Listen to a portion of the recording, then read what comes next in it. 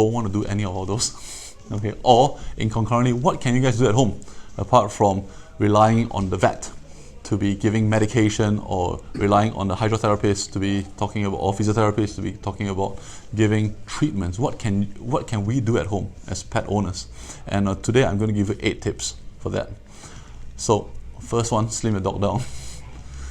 I can throw all the drugs I want without sounding random. I can throw all the drugs I want. I can do all the surgery I want. But one thing that you guys can do at home is slim your dog down, because obesity and arthritis don't go well together. And that is very, very straightforward and simple. Easier said than done. And a lot of people, and I suppose that is where it comes to a little bit of the perception of what is a good body condition and what is not.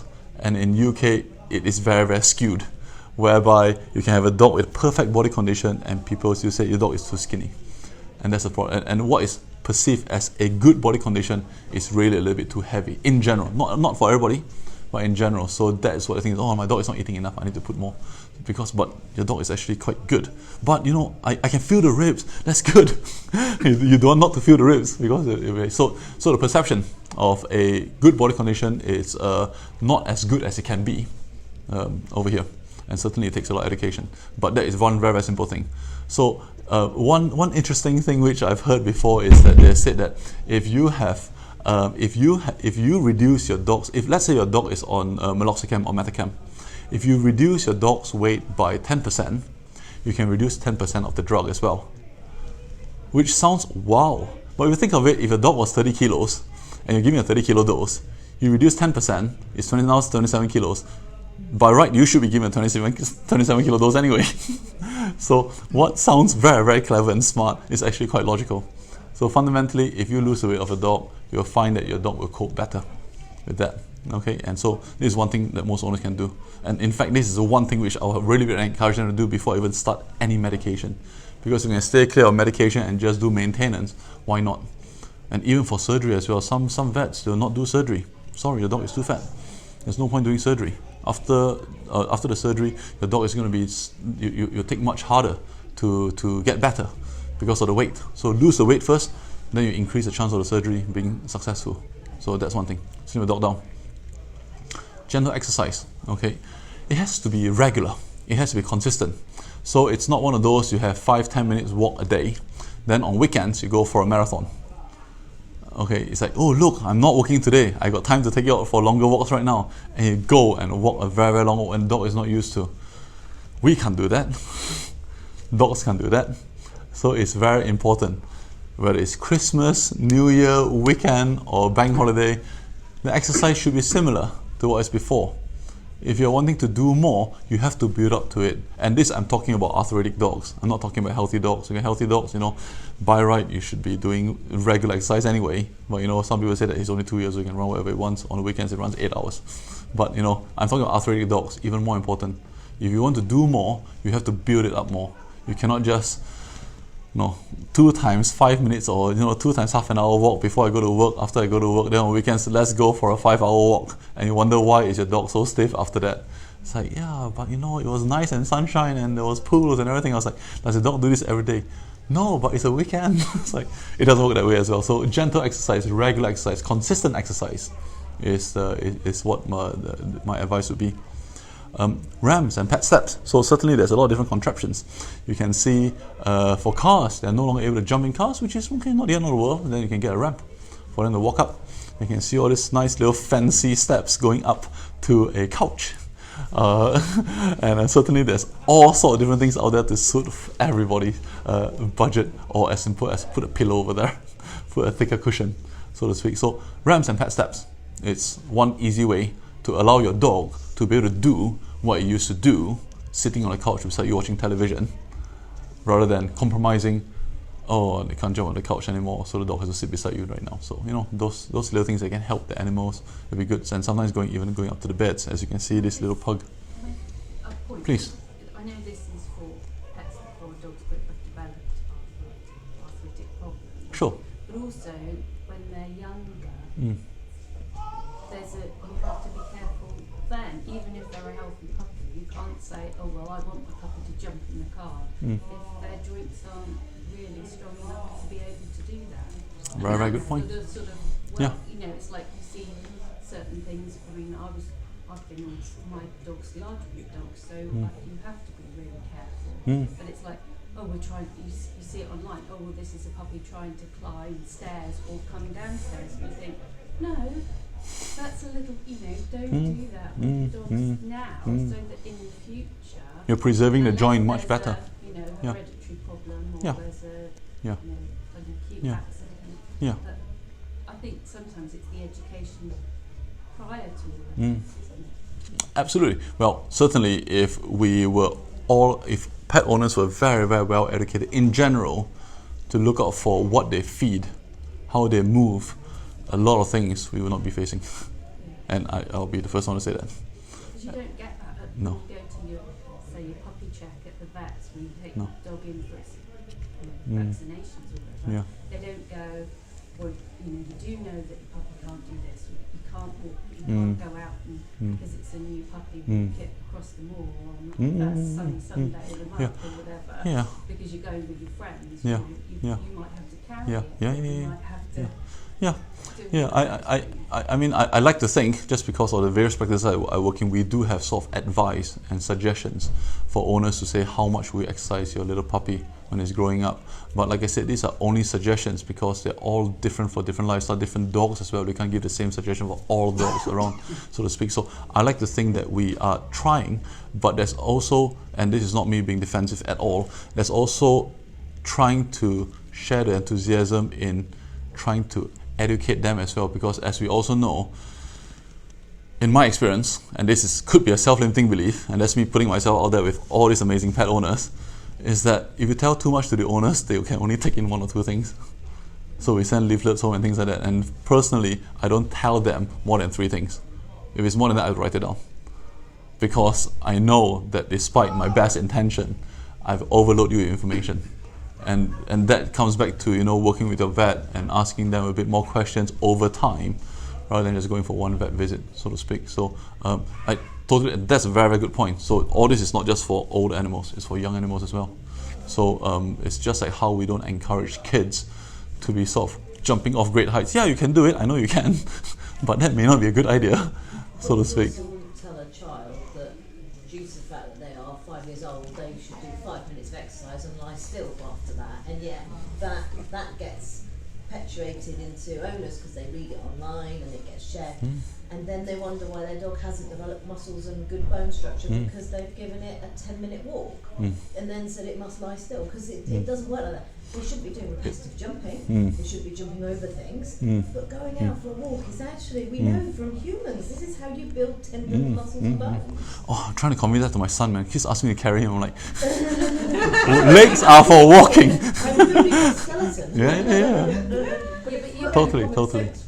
Yeah, it's common sense. Yeah. You're not allowed to lift weights in a gym until you're after 16. But you wouldn't say to a child, I'm sorry, you've done 15 minutes exercise, you're 7 years old, now lie down. And yet a breeder will go, this dog must not do more than 5 minutes walking. But you for 1 can month do, of life. like, we used to go on walks because we had an older dog and then a new puppy. So we would go, say, we'd be out on a walk for the older dog, but if the puppy could go down and it would walk a little bit, then we'd pick the puppy up, put it in the carrier, carry it for so long, then when it was ready after so long, you could put it down again. You know, it's not about saying, oh, I'm going to make that dog lie still.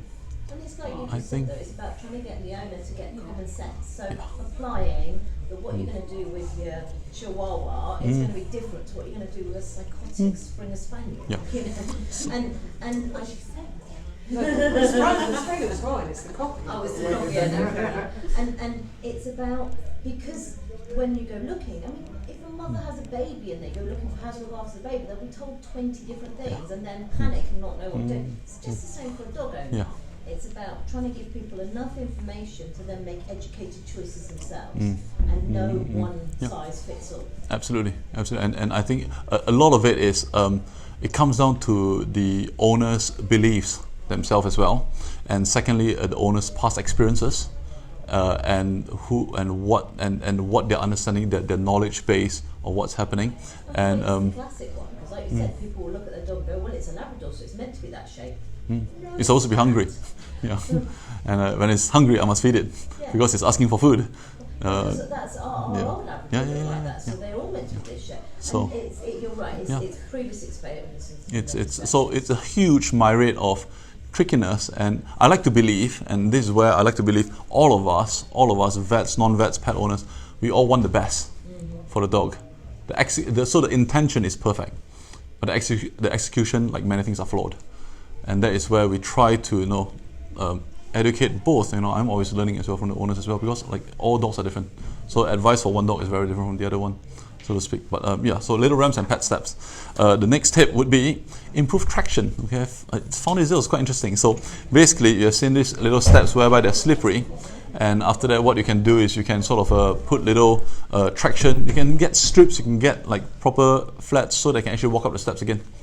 And certainly that has been found to be quite useful. Or even carpeted flooring, rugs, mats, and things like that, compared to slippery vinyl floor, wooden floor, things like that. This all helps. And I saw these toe grips, which I was extremely fascinated. I'm like, whoa, who has used this before? Who has used this before?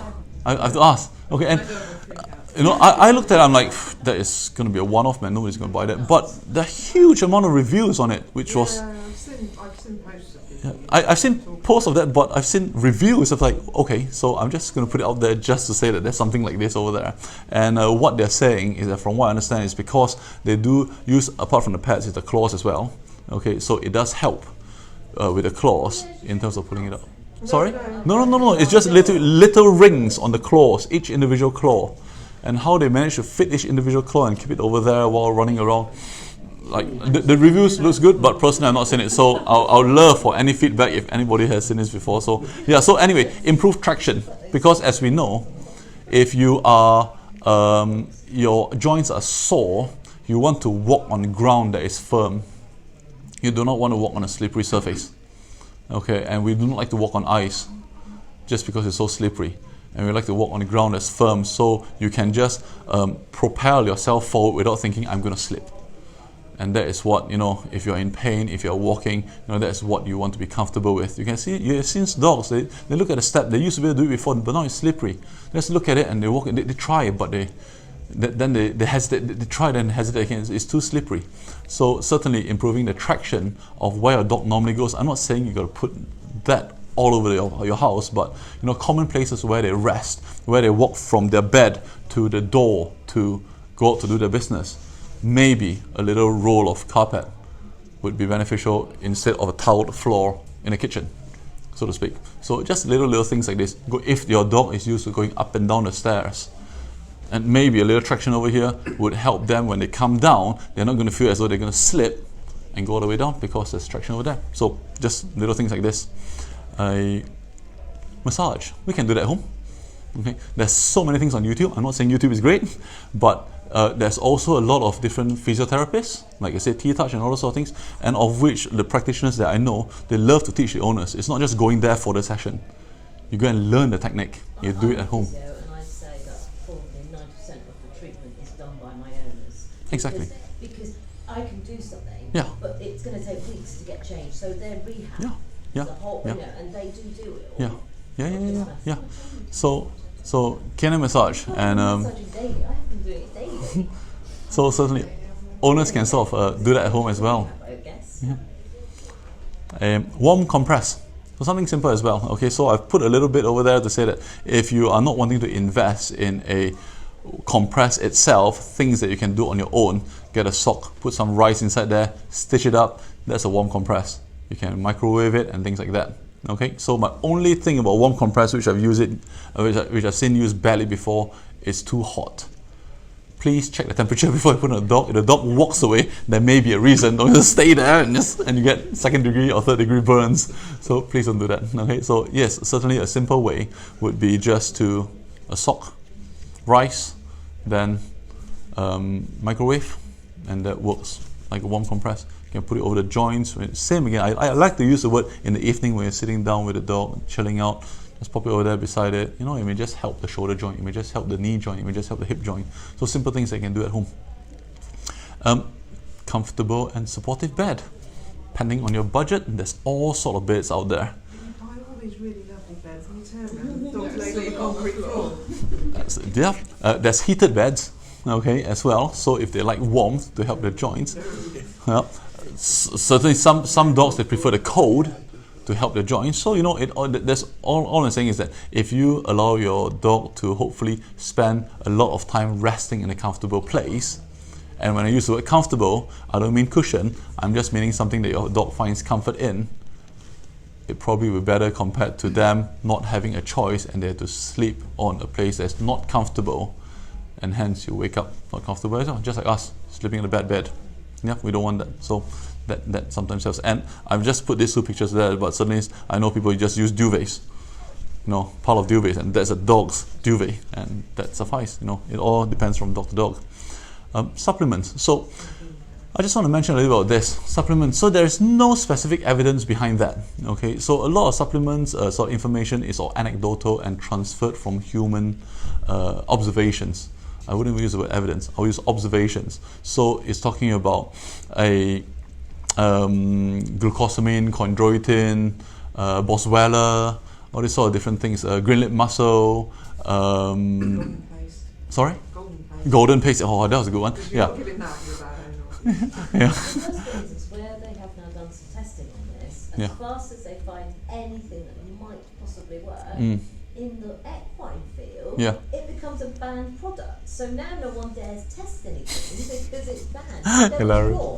Devil's Claw was given to him, now it's banned. You can't give it Yeah. because it's Is an that not a illegal substance. sustainability thing? Is that not sustainability? No, because they decided it had a performance enhancing quality to it. So There was no point testing Yeah. it, was there? It's also a poison to horses as well. It can have some Yeah. serious effects on Yeah. horses, so you don't want to feed it to them anyway.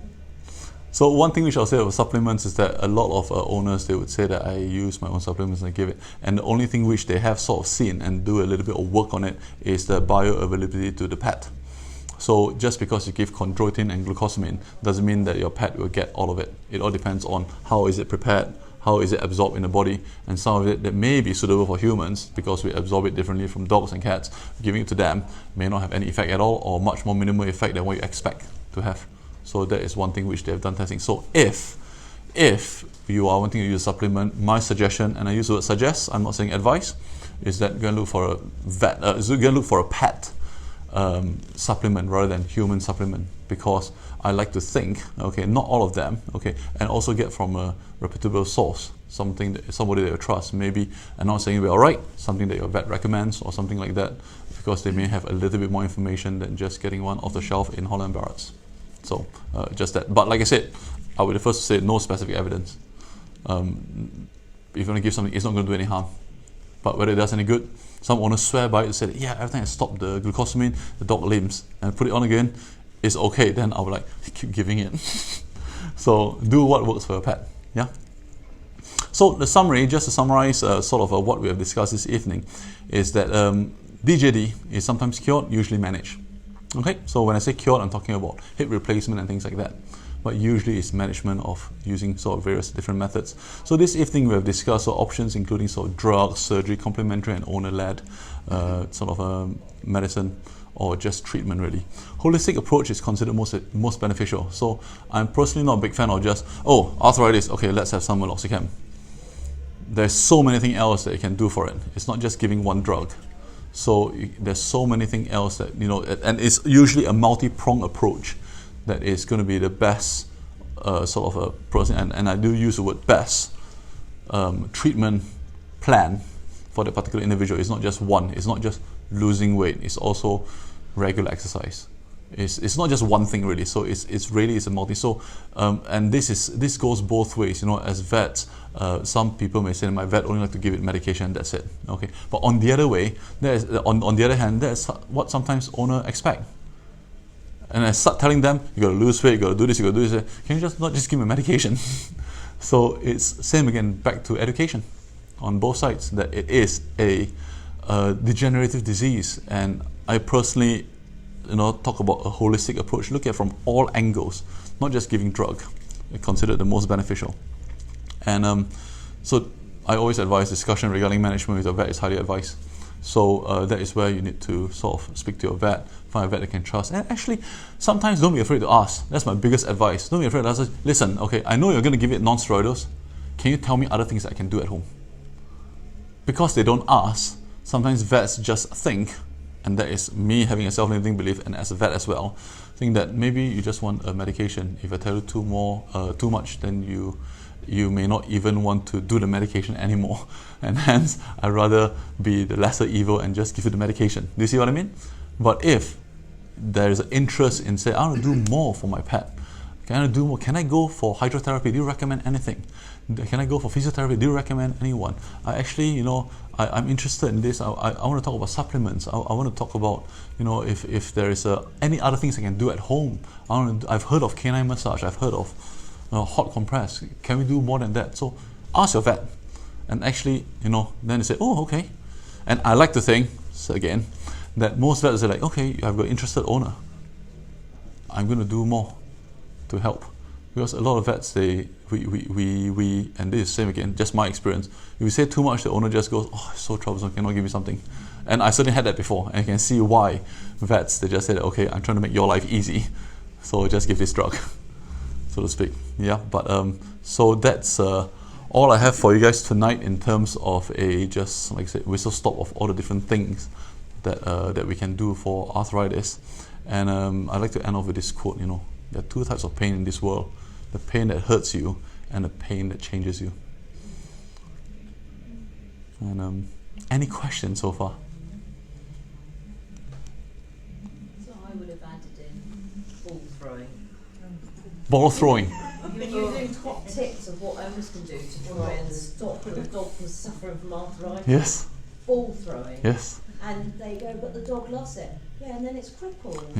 Yeah. Ball throwing, and that I think probably causes more problems. I mean, you must see cruise ship ligaments going left, right, and centre, and they go, but it loves chasing it.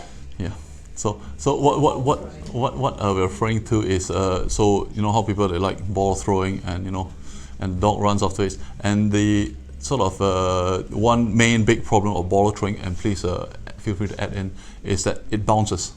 So they see the dog goes bounce up, and they try to jump out, they're going all sorts of crazy angles to try to get it, bounce up, it's just a turn and all this sort of thing. So all this very, very quick sudden movement certainly may not be the... People sat in the car, so they sat in the car, Yes. they've done nothing all day, they get out the car, and the ball is thrown for half an hour, and then they sit completely still. If we did that in the gym, Yeah. we'd all be walking around like cripples. So it's just same again, warming up your dog. Go for a little walk first, so to speak. So now is is exercise the joints a little bit more. Then throw something. If not a ball, throw something that doesn't bounce. So there are also different throws out there that doesn't involve a ball that bounces. It just lands to the ground. Dog goes there, pick it up, comes back. So there's no all these crazy angles. And remember to warm your dog down before going back to sleep on the couch for the next 3 hours. Again, is that what you're talking about? Yeah. Yeah. It's just the fact that once they start doing it, the dog's got arthritis at 6, and they don't stop doing it, or rather than take the dog for a nice 1 hour walk, they give it 10 minutes of high energy, high impact, twisting, turning, and then they stop. Yes, the dog is quiet, but actually the 1 hour walk would have done so much benefit to the dog, improving core muscle strength, etc. So no, the number of times I've got someone that's got elbow dysplasia in their dog and double hip dysplasia, and they're still throwing the ball, and they're debating about having the surgery and joint replacement. I've explained, you're not going to carry on throwing the ball. You can replace every joint in the dog's body. It's easy. Just stop throwing the ball. Yeah. So same again. Owner beliefs, owner's expectation, owner's past experiences, what I think a dog likes. So that's all sort of education, really. Cool. Okay. The other one that you didn't mention in complementary therapies, which I found very good to work alongside things like acupuncture, is TENS machines. So, yes, that's a good one. So getting that endorphin release, we're not talking about the pregnancy one where it zaps across the spine, just getting the endorphin release, it works really well alongside acupressure, acupuncture, and actually quite a lot of the medications, if it works on a dog, the owner can do it at home, it costs them 20 quid to buy, just needs to be set up, dog chilled out, calm, use a TENS machine. And I think that's something that gets forgotten because we have got quite a good scientific base for that. So what we're talking about is TENS machine. So basically, it is almost similar to acupuncture, but at a very, very superficial level. So fundamentally, acupuncture, we're actually sticking needles in the acupuncture points. TENS machine, what it does is that it sort of it just stimulates on the surface. You're not sticking any needles in at all, and it stimulates using a bit of electrical current to move that area, which also very, very lightly, usually put in some certain locations, stimulate those acupuncture points as well, and or where the sore. Yeah. Okay. Yeah. But Yeah. ideally, if the dog is having acupuncture on a monthly basis, Yeah. it's a nice top-up. Maintenance, yeah. As a way of, Yeah. today it's having a bad day, we can give it a bit extra top complex. Sure. Yeah. So yeah, good suggestion. Any other questions? Thank you very much for that. And with this, just a couple of more slides is just to let you guys know the next evening talk will be on the 11th of October. So if you're interested in that, like I mentioned before, it's talking about one of my favorite subjects on veterinary acupuncture, ancient approach to modern medicine. And we'll talk about how does it work? What actually is the anatomy behind what does an acupuncture point looks like? And how is it used in vet medicine? When is it used in vet medicine? And in this presentation, like I said, I'll be putting in specific cases and evidence included as well. But in the meantime, if you're wanting to sort of see what we're up to, please don't forget to hook into or join us on our Facebook page. There's a lot of different value that we're putting out there over there, and we also have our own YouTube channel as well. If you like a repeat of this presentation, we'll be sort of dripping it over the next few weeks, really. But there's quite a lot of different content on that. Just to let you guys know as well, in your hand, you guys will be holding a Amity Family Day leaflet. So basically, it is an event that we have created to bring value for families with children and pets. Okay, so it is held up in Fortress Cross, opposite Plants Galore, and basically, it is it's quite an amazing event, really. So do come round and take a look. And it's sort of £5 per adult, free entry for children, pets, and Amity members. And but basically, we've got for animals, we have got our main ring events, as you can see over here. We have got a sort of trick training. We've got loose lead walking. We've got dog shows in helping animal in distress. We also have got sort of recall techniques for for people who want to sort of learn a little various tips of how to call the dog back. And for the kids, we have got sort of bouncy castles, we've got face painting, and all those sort of things. For the hungry, we've got hog rolls, we've got a vegan stall over there. We've got Devon Fizz, it's a company that makes a prosecco and ice cream. It's like, how can you say no to that? And they even also do doggy ice cream. So it is a day out for for families and with pets as well, and that'll be pretty cool. Okay, I'm not going to talk about essential membership, so that's fine. You have the leaflet over there as well. If you're interested in what we do at our practice, have a look at that leaflet. I just wanted to talk about a certain company which we've just recently found out. So there's this place called House of Hounds, and they do dog grooming by donation. So you pay what you feel you should pay, and it's just up in Brunel Road, which I thought was pretty impressive. So there's no cages over there, it's personalized service, certified groomer, there's a ramp available for larger dogs, and you pay what you feel is right. So it's run by this young lady called Sophia, and it's a very interesting concept. And so this is what it looks like on the outside, and that's what it looks like on the inside, so to speak. But I just wanted to mention about this business. But apart from that, that concludes the end of my presentation. Thank you very much. Thank you. You're welcome. You're welcome. And what I'll say is, if it's okay with you guys, it will help us a lot. On one of your forms is a feedback form. So please do fill in that feedback form. And at the back of the feedback form, if you can write 3 words that you would use to describe this presentation and one improvement that we can make, that will be extremely, extremely helpful. We always love feedback. But if there is no other question, this concludes the end, and I'm sticking around for anybody to ask any questions if there's anything at all. And thank you very much for being you.